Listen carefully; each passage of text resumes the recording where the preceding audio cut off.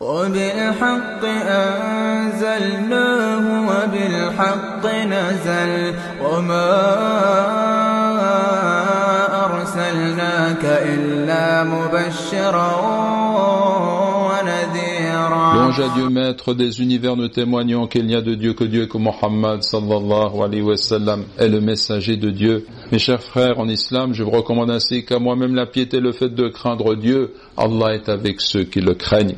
Mes chers frères et sœurs en islam, dans quelques jours, nous allons accueillir le mois de Ramadan et nous devons nous engager à y accomplir les devoirs suivants. Premièrement, nous repentir et nous purifier de nos péchés. Le Coran affirme, ô vous qui avez cru, repentez-vous à Allah d'un repentir sincère.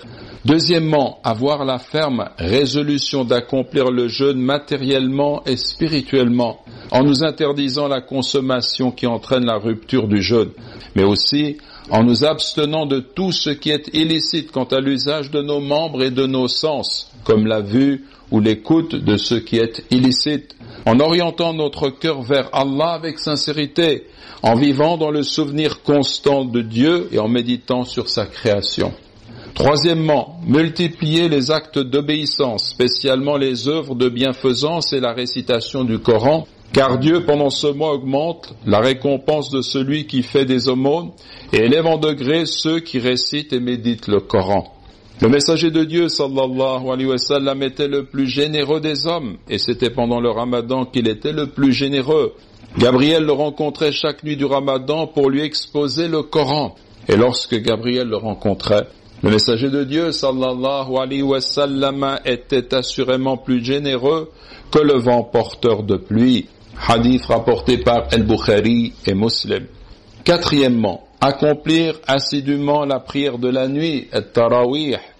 Ce n'est pas une obligation, mais c'est fortement recommandé.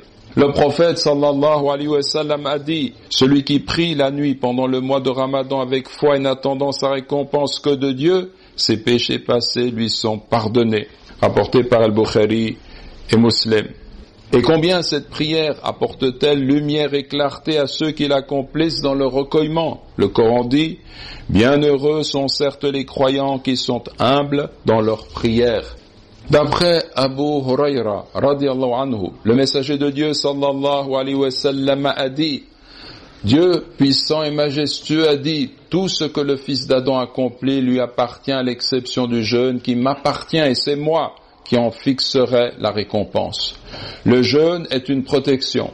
Lorsque l'un de vous jeûne, qu'il s'abstienne d'être grossier, bruyant, et s'il est insulté ou provoqué, qu'il dise « je jeûne ». Par celui qui tient l'âme de Mohammed dans sa main, la laine du jeûneur est plus agréable à Dieu que l'odeur du musc. Le jeûneur connaît deux joies, l'une lors de la rupture du jeûne et l'autre lorsqu'il rencontrera son Seigneur. Hadith rapporté par Al-Bukhari et Muslim. Et une autre version d'Al-Bukhari mentionne « Il délaisse sa nourriture, sa boisson et ses désirs charnels pour moi. Le jeûne m'appartient et c'est moi qui en fixerai la récompense. La bonne action est décuplée. » On trouve également une autre version de Muslim. « Toute œuvre qu'accomplit le fils d'Adam est multipliée et la bonne action est multipliée de 10 à 700 fois sa valeur. » Dieu, le Très-Haut, dit à l'exception du jeûne qui m'appartient, et c'est moi qui en fixerai la récompense. Donc, mes frères et sœurs, en islam, rendez-vous compte de ce qui nous est dit là dans ce hadith authentique. Une bonne action, Allah est généreux, il récompense cette bonne action 10 fois, mais jusqu'à 700 fois, à l'exception du jeûne. Donc 700 fois, c'est quelque chose qu'on ne peut pas nous mesurer déjà. Mais à l'exception du jeûne, il m'appartient, dit Allah, et c'est moi qui vais en assurer la récompense. Donc quelque chose qu'on ne peut pas se représenter par rapport à l'étendue de cette récompense. Les jours de jeûne sont extrêmement précieux et donc il ne faut pas manquer cette occasion. Il ne faut pas manquer d'avoir l'intention de jeûner en comprenant le caractère spécifique de ces jours et en jeûnant avec cette volonté de nous rapprocher d'Allah subhanahu wa ta'ala.